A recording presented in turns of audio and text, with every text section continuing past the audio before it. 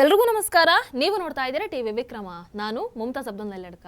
ವೀಕ್ಷಕರೇ, 2 ದಿನಗಳಿಂದ ನೀವು ನೋಡ್ತಾನೆ ಇರ್ತೀರಾ ಅಮೆರಿಕ ಹಾಗೆ ವೆನಿಜುವೆಲಾ ಕಥೆ ಮತ್ತೆ ವ್ಯಥೆ. ಈಗ ಈ ಕಥೆಯಲ್ಲಿ ಭಾರತ ಕೂಡ ಎಂಟರ್ ಆಗಿಬಿಟ್ಟಿದೆ.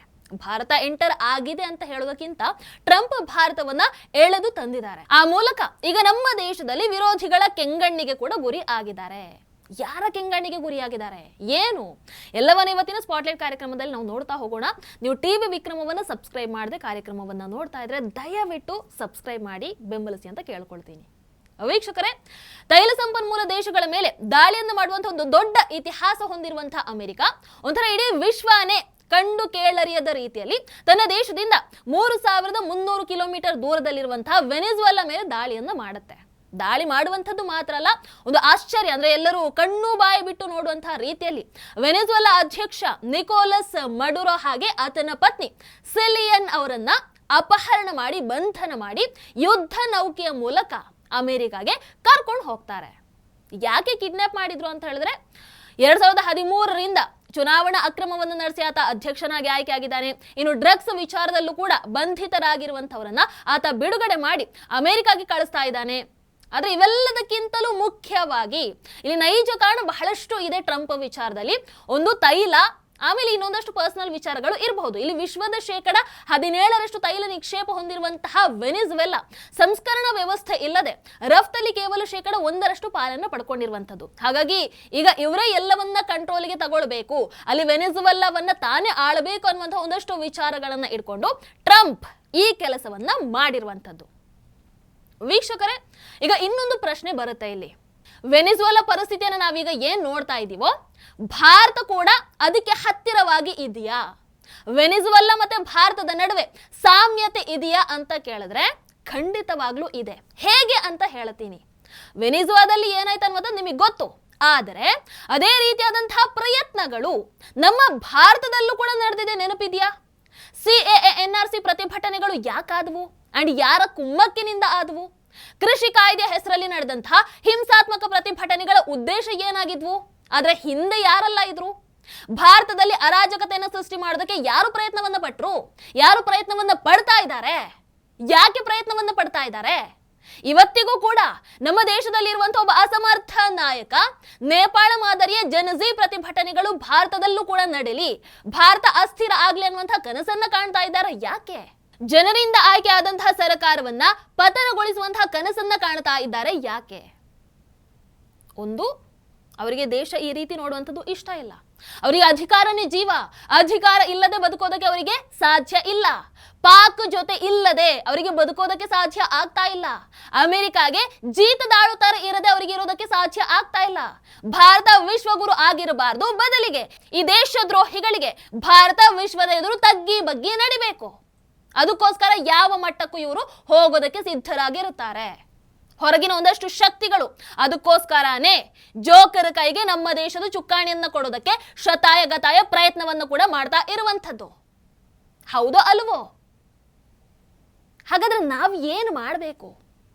ಒಬ್ಬ ಭಾರತದ ಜವಾಬ್ದಾರಿತ ನಾಗರಿಕರಾಗಿ ಪ್ರತಿ ಪರಿಸ್ಥಿತಿಯ ಬಗ್ಗೆ ಎಚ್ಚರಿಕೆಯಿಂದ ನಾವು ತಿಳ್ಕೊಳ್ಬೇಕು.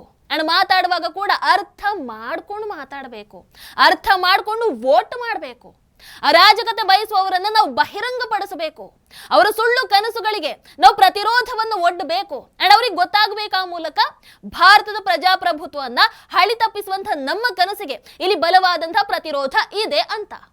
ಹೌದು ಅಲ್ವೋ? ವೀಕ್ಷಕರು, ಇವತ್ತು ಮೀಡಿಯಾ ತುಂಬಾ ಒಂದೇ ಸದ್ದು. ವೆನಿಜುವೆಲಾ ಬಿಟ್ರೆ ಟ್ರಂಪ್ ಭಾರತಕ್ಕೆ ಬೆದರಿಕೆಯನ್ನ ಹಾಕಿಬಿಟ್ಟಿದ್ದಾರೆ. ಆದ್ರೆ ಮೋದಿಜಿ ಒಂದು ಮಾತು ಆಡ್ತಾ ಇಲ್ಲ. ಮೋದಿಜಿ ಮೌನವಾಗಿದ್ದಾರೆ. ಟ್ರಂಪ್ ಭಾರತದ ಮರ್ಯಾದೆಯನ್ನ ತೆಗಿತಾ ಇದ್ರು ಕೂಡ ಮೋದಿಜಿ ಮೌನವನ್ನ ವಹಿಸಿದಾರಂತ ಅಳುತ್ತಾನೇ ಇದ್ದಾರೆ. ಅದರಲ್ಲೂ ಕಾಂಗ್ರೆಸ್ಗೆ ಪಾಪ ಅಳು ಜಾಸ್ತಿ ಬರ್ತಾ ಇದೆ. ನಿಮ್ಗಳಿಗೆ ಅವತ್ತು Rahul Italy Indian economy is A dead economy ಅಂತ ಅಂದಾಗ, ಅಥವಾ ವಿದೇಶದಲ್ಲಿ ಹೋಗಿ ಭಾರತವನ್ನ ಕೆಳಗೆ ಇಟ್ಟು ಮಾತಾಡುವಾಗ ಮರ್ಯಾದೆ ಹೋಗಲ್ಲ ಅಲ್ವಾ? ಅವರು ಮರ್ಯಾದೆನೇ ಯಾವತ್ತು ಎತ್ತಿ ಹಿಡಿತಾರೆ. ಹೋಗ್ಲಿ, ಸೈಡಲ್ಲಿ ಇರ್ಲಿ. ಇಲ್ಲಿ ಟ್ರಂಪ್ ಹೇಳ್ತಾರೆ ಭಾರತ ಟ್ರಂಪ್ ಅನ್ನ ಸಂತೋಷ ಪಡಿಸೋದಕ್ಕೆ ಪ್ರಯತ್ನವನ್ನ ಮಾಡ್ತಾ ಇದೆ. ಅಂಡ್ ಒಂದು ಬೆದರಿಕೆಯನ್ನು ಕೂಡ ಕೊಡ್ತಾರೆ, ನಾವು ಶುಲ್ಕವನ್ನ ಹೆಚ್ಚಿಗೆ ಮಾಡಬಹುದು.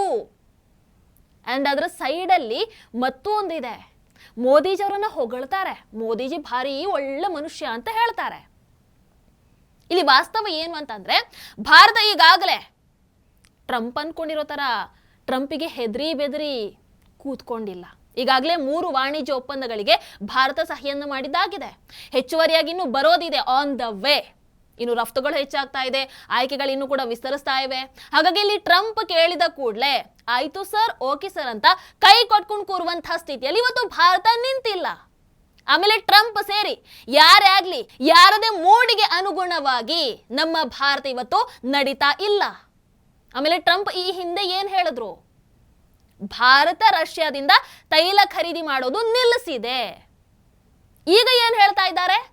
ರಷ್ಯಾದಿಂದ ತೈಲ ಖರೀದಿ ನಿಲ್ಲಿಸದೆ ಇದ್ರೆ ಭಾರತ ದಂಡವನ್ನ ತೆರಬೇಕಾಗತ್ತೆ. ಇದೇ ವ್ಯಕ್ತಿ ಹೇಳಿರುವಂತಹ ಮಾತು. ಅಂದ್ರೆ ಭಾರತಕ್ಕೆ ಸೋಕಾಲ್ಡ್ ಬೆದರಿಕೆಯನ್ನು ಹಾಕಿದ್ದಾರೆ. ಈಗ ಮೊನ್ನೆ ಹೇಳಿದ್ರು ರಷ್ಯಾದಿಂದ ತೈಲ ಖರೀದಿ ನಿಲ್ಲಿಸಿದ್ದಾರೆ ಅಂತ, ಈಗ ಹೇಳ್ತಾ ಇದ್ದಾರೆ ತೈಲ ಖರೀದಿ ನಿಲ್ಲಿಸದೆ ಇದ್ರೆ ಭಾರತ ದಂಡ ಕಟ್ಟಬೇಕು ಅಂತ. ಹಾಗಾದ್ರೆ ಆತನೇ ಹೇಳ್ತಾ ಇರೋದ್ರಲ್ಲಿ ಯಾವುದು ಸತ್ಯ? ಅಮೆರಿಕ ಟ್ಯಾರಿಫ್ ವಿಧಿಸಿದ ನಂತರ ಕೂಡ ಭಾರತ ರಷ್ಯಾದಿಂದ ತೈಲ ಆಮದು ಮಾಡ್ತಾ ಇದೆ, ಅದು ಗರಿಷ್ಠ ಮಟ್ಟವನ್ನು ತಲುಪಿದೆ. ಎಲ್ಲದಕ್ಕೂ ನಾವಿಲ್ಲಿ ಬಾಯಲ್ಲಿ ಉತ್ತರವನ್ನು ಕೊಡ್ಬೇಕಂತ ಏನಾದರೂ ಇದೆಯಾ? ದೇಶ ವಿರೋಧಿಗಳಿಗೆ, ದ್ರೋಹಿಗಳಿಗೆ ಕೇಳ್ತಾ ಇದ್ದೀನಿ. ಒಂದಷ್ಟು ಕಡೆ ನಮ್ಮ ಕೆಲಸಗಳ ಉತ್ತರವನ್ನು ಕೊಡ್ತಾ ಹೋಗುತ್ತವೆ. ಪ್ರತಿಯೊಂದಕ್ಕೂ ಇಲ್ಲ, ನಾವದು ಮಾಡಲಿಲ್ಲ, ನಮಗದು ಗೊತ್ತಿಲ್ಲ ಅಂತ ಹೇಳ್ಕೊಂಡು ಕೂರೋದಕ್ಕಾಗಲ್ಲ. ಅಂಡ್ ಇದು ಮೂರ್ಖರಿಗೆ ಅರ್ಥನೂ ಆಗಲ್ಲ. ಭಾರತ ತನ್ನ ಹಿತಾಸಕ್ತಿಗಳನ್ನ ತಾನೇ ನಿರ್ಧರಿಸುತ್ತೆ. ಈಗ ವಿದೇಶಿ ಒತ್ತಡಕ್ಕೆ ಯಾವತ್ತೂ ಕೂಡ ಮಣಿಯಲ್ಲ.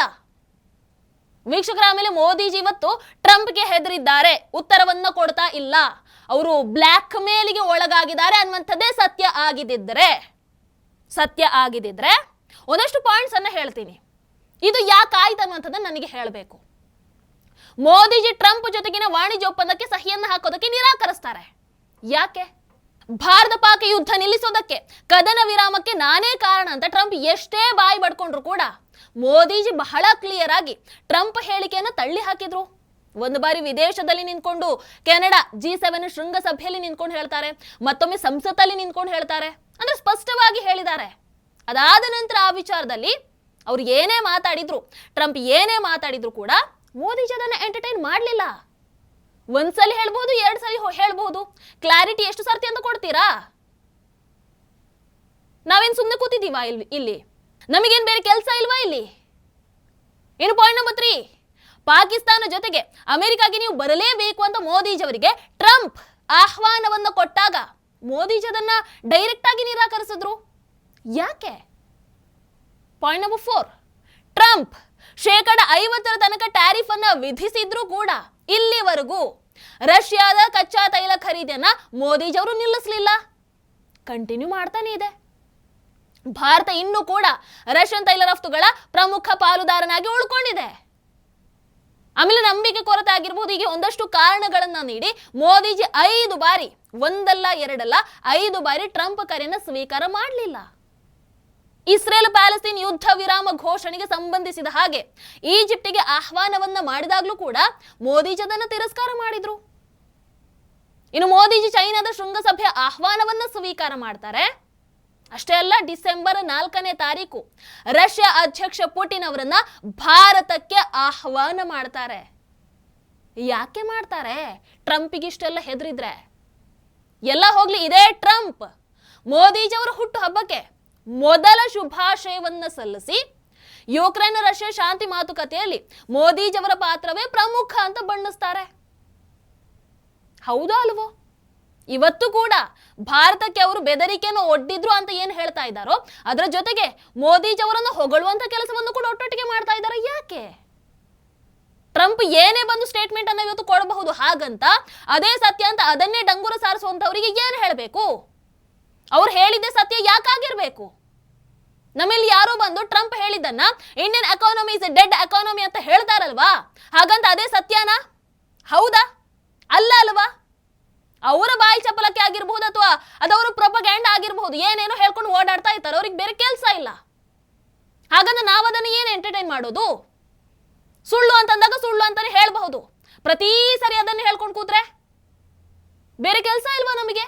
ವೀಕ್ಷಕರು, ಇವತ್ತು ದೇಶದ್ರೋಹಿಗಳ ಅಥವಾ ಕಾಂಗ್ರೆಸ್ನವರು ಏನು ಮೋದಿಜಿ ಅವರು ಟ್ರಂಪ್ಗೆ ಹೆದರಿದ್ದಾರೆ ಅನ್ನುವಂಥದ್ದು ಸತ್ಯ ಆಗಿದ್ದಿದ್ರೆ ಇವರೆಲ್ಲರೂ ಹೇಳೋ ಹಾಗೆ ಟ್ರಂಪ್ ಬ್ಲ್ಯಾಕ್ ಮೇಲ್ಗೆ ಒಳಗಾಗಿದ್ದಿದ್ರೆ ನಾನಿಷ್ಟು ಪಾಯಿಂಟ್ಸ್ ಹೇಳಿದ್ನಲ್ವಾ, ಬ್ಲ್ಯಾಕ್ ಮೇಲ್ಗೆ ಒಳಗಾದಂತಹ ವ್ಯಕ್ತಿಯ ವರ್ತನೆ ಈ ರೀತಿ ಇರ್ತಾ ಇತ್ತಾ? ಒಂದು ಬಾರಿ ಯೋಚನೆ ಮಾಡಿ ಹೇಳಿ. ಭಾರತೀಯರೇ ಒಂದಂತೂ ನೆನಪಲ್ಲಿ ಇಟ್ಕೊಳ್ಳಿ, ವೆನಿಜುವೆಲಾ ಪರಿಸ್ಥಿತಿ ಇವತ್ತು ಏನಿದೆಯೋ ಇದು ನಮ್ಮ ದೇಶದ ಬಹಳಷ್ಟು ಮಂದಿಯ ಕನಸು, ನಮ್ಮ ಭಾರತದ ವಿರೋಧ ಪಕ್ಷಗಳ ಕನಸಿನ ಭಾರತ ಇದು. ಎಸ್, ಇದು ನಮ್ಮ ದೇಶದಲ್ಲೇ ಇರುವಂತಹ ದೇಶದ್ರೋಹಿಗಳ ನಿಜವಾದ ಕನಸಿನ ಭಾರತ. ನರೇಂದ್ರ ಮೋದಿಜಿಯವರನ್ನ ಚುನಾವಣೆಯಲ್ಲಿ ಸೋಲಿಸೋದಕ್ಕಾಗದೆ ನಮ್ಮ ದೇಶದಲ್ಲಿ ಒಬ್ಬ ಸ್ವಯಂ ಘೋಷಿತ ಯುವ ನಾಯಕ, ಯಾರು ಹೇಳಿ, ಯುವ ನಾಯಕ ಬಹಳಷ್ಟು ಪ್ರಯತ್ನಗಳನ್ನಂತೂ ಮಾಡ್ತಾನೆ ಇದ್ದಾರೆ. ಕೇವಲ ನಮ್ಮ ದೇಶದ ಒಳಗಿದ್ಕೊಂಡು ಮಾತ್ರ ಅಲ್ಲ, ತಿಂಗಳಿಗೆ ಒಂದು ಬಾರಿ ಆದ್ರೂ ವಿದೇಶಗಳಿಗೆ ಓಡಿ ಹೋಗಿ ಭಾರತವನ್ನ, ನಮ್ಮ ಪ್ರಜಾಪ್ರಭುತ್ವವನ್ನ ಕೆಟ್ಟದಾಗಿ ಚಿತ್ರಿಸುವಂತಹ, ಕೆಟ್ಟದಾಗಿ ಬಿಂಬಿಸುವಂತಹ ಪ್ರಯತ್ನವನ್ನ ನಿರಂತರವಾಗಿ ಮಾಡ್ತಾ ಇದ್ದಾರೆ. ಆದ್ರೆ ಮೋದಿಜಿ ಸರ್ಕಾರಕ್ಕೆ ನಾವಿಲ್ಲಿ ಧನ್ಯವಾದವನ್ನ ತಿಳಿಸಲೇಬೇಕು. ಯಾಕಂದ್ರೆ ದೇಶದಲ್ಲಿ ಇರುವಂತಹ ದೇಶದ್ರೋಹಿಗಳನ್ನ ಇವತ್ತು ಕಂಡು ಹಿಡಿಯೋದಕ್ಕೂ ಆಗದೆ ಇರುವಂತಹ ಈ ಪರಿಸ್ಥಿತಿ ನಿರ್ಮಾಣ ಆಗಿರುವಂತಹ ಸಂದರ್ಭದಲ್ಲಿ, ಬಾಂಗ್ಲಾದೇಶ ಅದೇ ರೀತಿ ನೇಪಾಳದ ಜೊತೆಗೆ ಓಪನ್ ಗಡಿಯನ್ನ ಹಂಚಿಕೊಂಡಿರುವಂತಹ ಈ ಸಂದರ್ಭದಲ್ಲಿ, ಪಕ್ಕದಲ್ಲೇ ಉಗ್ರವಾದದ ಕಾರ್ಖಾನೆ ಪಾಕಿಸ್ತಾನ ಇರುವಂತಹ ಈ ಸಂದರ್ಭದಲ್ಲಿ, ದೇಶದಲ್ಲಿ ಪಾಕ್ ಮನಸ್ಥಿತಿಗಳಿರುವಂತಹ ಈ ಸಂದರ್ಭದಲ್ಲಿ, ಕಾಶ್ಮೀರದ ಅರ್ಧ ಭಾಗ ಪಾಕಿಸ್ತಾನದ ನಿಯಂತ್ರಣದಲ್ಲಿರುವಂತಹ ಈ ಸಂದರ್ಭದಲ್ಲಿ, ಅಲ್ಪಸಂಖ್ಯಾತರ ಓಲೈಕೆಗೋಸ್ಕರ ವಿರೋಧ ಪಕ್ಷಗಳು ಯಾವ ಮಟ್ಟಕ್ಕೂ ಹೋಗುವಂತಹ ಪರಿಸ್ಥಿತಿಯಲ್ಲಿ ಇವತ್ತು ಭಾರತ ಇರುವಾಗ, ಟ್ರಂಪ್ ರೀತಿಯ ನಾಯಕರ ಆಸೆಗೆ ನೀರು ಎರೆಯುವಂತಹ, ಅದಕ್ಕೆ ಸಪೋರ್ಟ್ ಮಾಡುವಂತಹವರು ದೇಶದಲ್ಲಿ ಇರುವಾಗ, ದೇಶದಲ್ಲಿ ಅರಾಜಕತೆ ಸೃಷ್ಟಿ ಮಾಡೋದಕ್ಕೆ ದೇಶದ್ರೋಹಿಗಳು ತುದಿಗಾಲಲ್ಲಿ ನಿಂತಿರುವಾಗ, ಇಂತಹ ನೂರಾರು ಸಮಸ್ಯೆಗಳು, ಅಡೆತಡೆಗಳು ಇರುವಾಗಲೂ ಕೂಡ, ಇಂತಹ ಅನಾಹುತಗಳು ನಮ್ಮ ಜೊತೆಗೆ ಇರುವಂತಹ ಈ ಸಂದರ್ಭದಲ್ಲೂ ಕೂಡ ಯಾವುದೇ ದೊಡ್ಡಣ್ಣಾಗ್ಲಿ ಯಾವುದೇ ಚಿಕ್ಕಣ್ಣಾಗ್ಲಿ ನಮ್ಮನ್ನ ಕೆಣಕೋದಕ್ಕೆ, ನಮ್ಮನ್ನ ಮಣಿಸೋದಕ್ಕೆ ಬಂದಾಗ್ಲೂ ಕೂಡ ಗಟ್ಟಿಯಾಗಿ ಯಶಸ್ವಿಯಾಗಿ ನಿಂತಿದ್ದೀವಿ ಅಂತ ಅಂದ್ರೆ ಅದಕ್ಕೆ ಕಾರಣ ನಮ್ಮ ದೇಶದ ನಾಯಕತ್ವ, ನಮ್ಮ ದೇಶದ ಪ್ರಧಾನಿ ನರೇಂದ್ರ ಮೋದಿಜಿ. ಹೌದಾ ಅಲ್ವೋ? ಇಲ್ಲ ಅಂತ ಅಂದ್ರೆ ಇವತ್ತಿನ ಪರಿಸ್ಥಿತಿ ಹೇಗೆ ಇರ್ತಾ ಇತ್ತು ಒಂದು ಬಾರಿ ಯೋಚನೆ ಮಾಡಿ. ಈ ಪರಿಸ್ಥಿತಿ ಇರ್ತಾ ಇತ್ತಾ? 2014ಕ್ಕೂ ಮುಂಚೆ ನಮ್ಮ ದೇಶ ಹೇಗಿತ್ತು, ಇವತ್ತು ನಮ್ಮ ದೇಶ ಹೇಗಿದೆ ಅನ್ನುವಂಥದ್ದನ್ನ ನೀವು ಒಂದು ಬಾರಿ ನೋಡಿದ್ರೆ ನಿಮಗೆ ಅರ್ಥ ಆಗತ್ತೆ. ಹಾಗಾಗಿ ದೇಶದ ವಿಚಾರ ಅಂತ ಬಂದಾಗ ದಯವಿಟ್ಟು ಸುಳ್ಳು ಮಾತುಗಳಿಗೆ ಕಿವಿಗೊಡಬೇಡಿ. ಅಂಡ್ ಇನ್ನೊಂದು ಹೇಳ್ತೀನಿ, ನಾವು ಪ್ರತಿದಿನ ನಮ್ಮ ಪ್ರಾರ್ಥನೆಯಲ್ಲಿ ನಮ್ಮ ಪ್ರಧಾನಿ ನರೇಂದ್ರ ಮೋದಿಜಿ ಅವರನ್ನ, ನಮ್ಮ ಭದ್ರತಾ ಸಂಸ್ಥೆಯನ್ನು ಕೂಡ ನಾವು ಸೇರಿಸ್ಕೊಳ್ಳೋಣ. ನಮ್ಮ ದೇಶ ಯಾವತ್ತೂ ಕೂಡ ಸುಭದ್ರವಾಗಿರ್ಲಿ ಅಂತ ಕೇಳ್ಕೊಳ್ಳೋಣ. ಅಂಡ್ ಅದಕ್ಕೆ ಏನೆಲ್ಲ ಮಾಡ್ಬೇಕು ಅವೆಲ್ಲವನ್ನು ಕೂಡ ಮಾಡೋಣ. ಯಾಕೆ ಅಂತ ಅಂದ್ರೆ ನಮ್ಮ ದೇಶ ಸೇಫ್ ಆಗಿದ್ರೆ ಮಾತ್ರ ನಾವು ಸೇಫ್ ಆಗಿರ್ತೀವಿ. ನೆನಪಿರ್ಲಿ, ನಮ್ಮಿಂದ ದೇಶ ಅಲ್ಲ, ದೇಶ ಇದ್ರೆ ನಾವು. ಹಾಗಾಗಿ ದೇಶದ ವಿಚಾರ ಅಂತ ಬಂದಾಗ ಎಲ್ಲವನ್ನ ಕೂಡ ಸೈಡ್ಗೆ ಇಟ್ಟು ಒಬ್ಬ ಹೆಮ್ಮೆಯ ಭಾರತೀಯರಾಗಿ ನಾವೆಲ್ಲರೂ ಕೂಡ ಯೋಚನೆ ಮಾಡಬೇಕು, ನಾವೆಲ್ಲರೂ ಕೂಡ ಜೊತೆ ಆಗಬೇಕು. ಯಾರು ಎಂಥದ್ದೇ ಪ್ರೊಪಗ್ಯಾಂಡವನ್ನ ಮಾಡಲಿ, ಏನೇ ಸುಳ್ಳನ್ನ ಹೇಳಿ, ಎಂಥದ್ದೇ ಮಾಡಲಿ, ದೇಶ ಅಂತ ಬಂದಾಗ ಒಗ್ಗಟ್ಟಾಗಿ ಅವರ ವಿರುದ್ಧ ನಿಂತು ನಮ್ಮ ದೇಶದ ಜೊತೆಯಾಗಿ ನಿಲ್ಲಬೇಕು. ಹೌದಲ್ವೋ? ಏನಂತೀರ ಕಮೆಂಟ್ ಮಾಡಿ. ಭಾರತ್ ಮಾತಾ ಕಿ ಜೈ. ಟಿವಿ ವಿಕ್ರಮ, ದೇಶ ನಿಮ್ಮ ಕೈಯಲ್ಲಿ. ಈ ಕಾರ್ಯಕ್ರಮ ನಿಮಗೆ ಇಷ್ಟ ಆಗಿದ್ದಲ್ಲಿ ಲೈಕ್, ಶೇರ್ ಹಾಗೂ ಕಮೆಂಟ್ ಮಾಡಿ. ಟಿವಿ ವಿಕ್ರಮದ ಕಾರ್ಯಕ್ರಮಗಳನ್ನು ನಿರಂತರವಾಗಿ ವೀಕ್ಷಿಸಲು ಸಬ್ಸ್ಕ್ರೈಬ್ ಮಾಡಿ, ಬೆಲ್ ಐಕನ್ ಒತ್ತಿ.